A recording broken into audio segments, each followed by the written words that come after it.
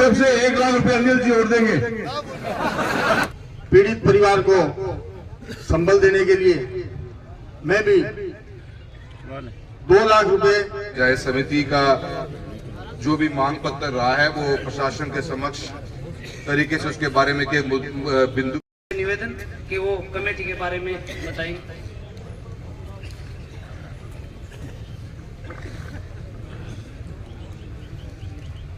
भाइयों,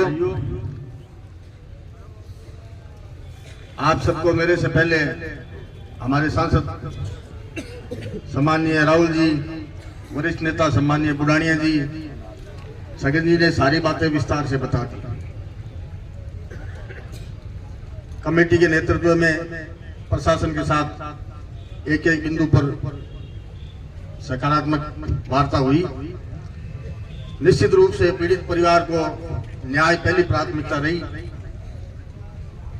और दूसरी आर्थिक संबल देने के लिए इस जिले में सबसे ज्यादा जो अभी कलेक्टर साहब से बातचीत हो रही थी, बता रहे थे कि आज तक इतना मुआवजा नहीं मिला। और भी सारी बातें आपको विस्तार से बता दी, तो मैं ज्यादा बात आपको नहीं कहूंगा।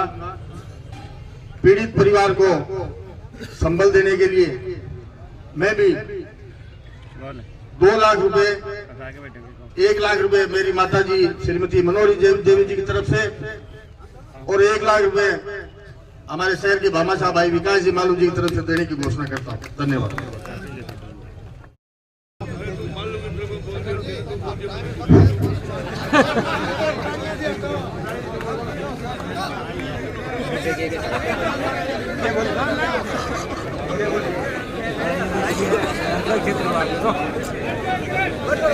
भाई मेरी तरफ से 1 लाख रुपए अनिल जी और देंगे।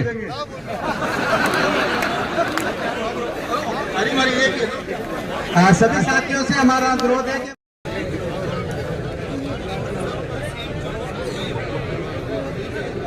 मैं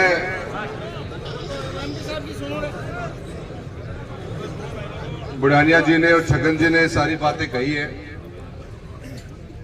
भारतीय जनता पार्टी की सरकार और आपका सांसद होने के नाते मेरी कोशिश यही रही है कि एक व्यवस्था ऐसी बनाई जाए, जायज समिति का जो भी मांग पत्र रहा है वो प्रशासन के समक्ष तरीके से उसके बारे में के बिंदु पर बात हो सके।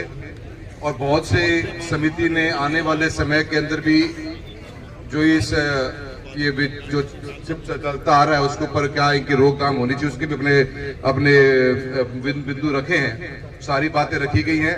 मैंने कलेक्टर महोदय को, एसपी को यही कहा है कि जो भी समिति का मानना है कि जो 2 अपराधी जिनका जो नाम दर्ज नहीं है हुए, नाम नहीं लिखा गया, उनका नाम के ऊपर जो परिवार की जो भी बयान होंगे, जो घायल है उनके ऊपर नाम शामिल किया जाए। सहायता आर्थिक बहुत बड़ी जरूरत है, हमने उसको उस सीमा तक रखा है जहां तक, क्योंकि 35 की बात कही गई है, उसको समिति की जो समिति ने चाहा है हमने वो व्यवस्था बनाने की कोशिश करी है।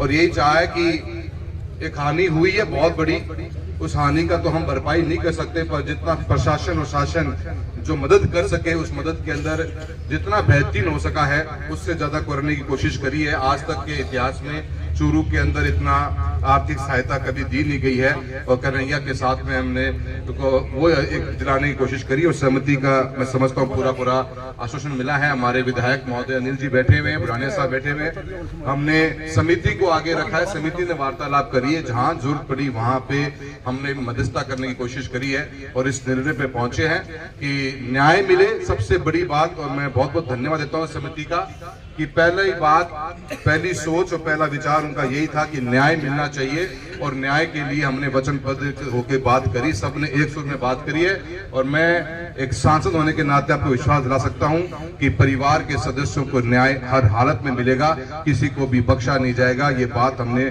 बहुत ठोक बजा कर कही है और इसका आपको नतीजा देखने को बहुत जल्द मिल भी जाएगा।